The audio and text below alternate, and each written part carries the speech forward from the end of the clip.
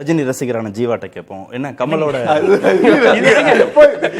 வேற மாதிரி சண்டை ஊதி விட்டுருவீங்க போல நீங்க. கமலோட முடிவை பத்தி என்ன நினைக்கிறீங்க? தேமுதிகவுக்கு 10 தொகுதிகள், அதுதான் பிரச்சனைக்கான ஆரம்ப புள்ளியாக ரகு சொல்றாரு.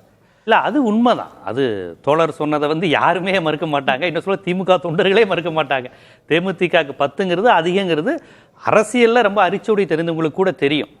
அது மாதிரி தோழருடைய வேதனை எல்லாருக்கும் இருக்கு. இடதுசாரிகளுக்கு ஒரு சீட்டு குறைச்சிருக்காங்க.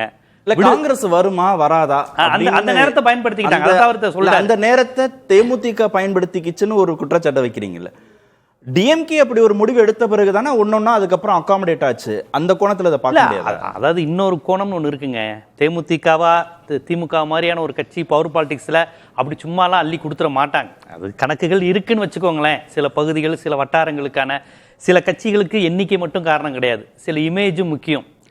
என்னதான் இருந்தாலும் குறிப்பிட்ட சாதிக்கான ஓட்டுங்கிற அமைப்பு அதில் கிடையாது. திமுக கட்சியில் யாருக்குமே சாதி கட்சி முத்திரை இல்லை. நீங்கள் நல்லா கவனிச்சு பாருங்க. நீங்கள் உன்னை தனியரசு கருணாசன் கேட்கக்கூடாது, ஓவராலாக நான் சொல்கிறேன். அதிமுகவில் பெரிய கட்சியில் உட்பட எல்லாத்துக்குமே சாதி மத முத்திரை இருக்கு. ஸோ இது ஏதோ ஒரு விதமான ஒரு பொது முத்திரை இந்த மாதிரி பல்வேறு காரணங்களுக்காக எடுத்தாங்க.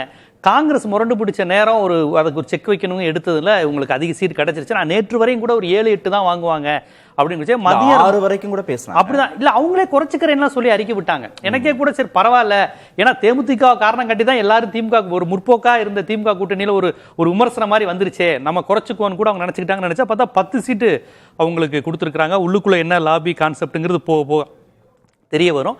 தேமுதிக கொடுத்ததுனால இது பெரிய பின்னடைவு வரும்லாம் நான் சொல்லலை. அதுக்கு சில தொகுதிகள் கணக்குகள் இருக்கு. ஏன்னா எடப்பாடியும் பாமகவும் சேரும்போது சில பெல்ட் இருக்கு. நீங்க ஓவராலா பார்க்கும்போது அது ஒண்ணு இல்லாம இருக்கலாம். சில தொகுதிகளுக்கு எடப்பாடியும் பாமகவும் சேரும்போது வெயிட்டேஜ் எல்லாம் இருக்கு. சில கொங்கும் வட தமிழகமும் இணைக்கிற சில எதிர்கொள்வதற்கு தேமுதிக தேவைப்படும், கண்டிப்பா தேவைப்படும். அவங்க கமலஹாசன் முடிவு அதுக்கு நீங்க ஆர்வமா இருக்கீங்க. சரி, ஓகே. இல்ல பிரதான தலைப்புக்கு போகணும் நேரம். இல்ல கரெக்ட்.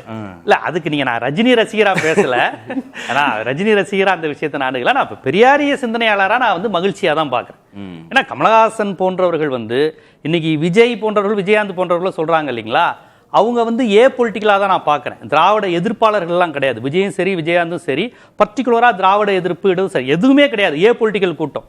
கமலஹாசன் திட்டமிட்ட திராவிட எதிர்ப்பாளர். சமூக நீதி, இடஒதுக்கீடு, தமிழ் உணர்வு இதுக்கெல்லாம் எதிர்ப்பா வந்த பாலச்சந்தர் ஸ்கூல் ஆஃப் தாட்ல இருந்து வந்த ஒரு கூட்டம்.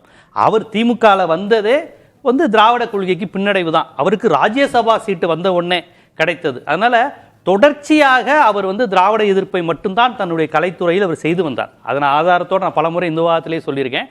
அதனால அவருக்கு கொடுக்காத எனக்கு வருத்தம் கிடையாது. எனக்கு வருத்தம் இடதுசாரிகளுக்கோ விடுதலை சிறுத்தைகளுக்கோ இன்னும் 2 சீட்டு கூட கொடுத்துருக்கலாங்கிறதா.